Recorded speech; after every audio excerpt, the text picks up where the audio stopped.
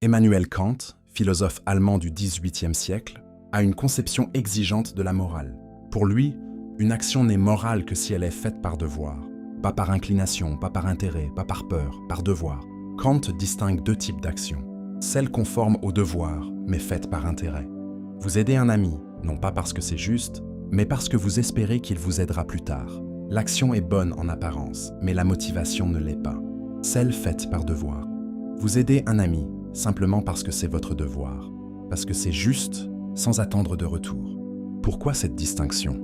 Parce que Kant veut fonder la morale sur la raison, pas sur les émotions. Les émotions sont variables, instables. Aujourd'hui, vous êtes généreux. Demain, vous êtes fatigué.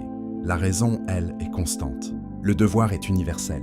Kant propose un principe pour guider nos actions, l'impératif catégorique. Il dit « Agissez de telle sorte que la maxime de votre action puisse être érigée en loi universelle. » En clair, si tout le monde faisait comme vous, le monde serait-il meilleur?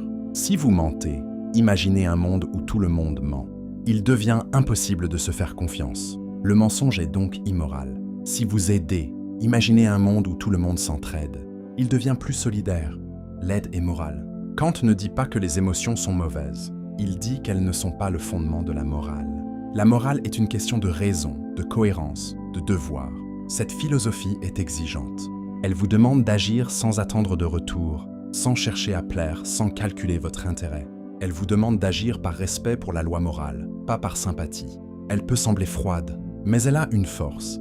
Elle est indépendante des circonstances. Elle ne dépend pas de vos humeurs, de vos préférences, de votre éducation. Elle dépend de votre raison. Et votre raison est en vous, disponible à tout moment. Dans votre vie, le devoir selon Kant peut guider vos choix difficiles. Quand vous hésitez, demandez-vous « Quelle règle suis-je en train de suivre ?» Si tout le monde la suivait, serait-ce tenable? Si la réponse est non, vous êtes peut-être en train d'agir par intérêt, non par devoir. Le devoir n'est pas un fardeau, c'est une boussole.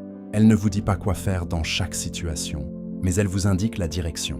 Une direction qui ne dépend ni des autres, ni des circonstances, ni de vos émotions.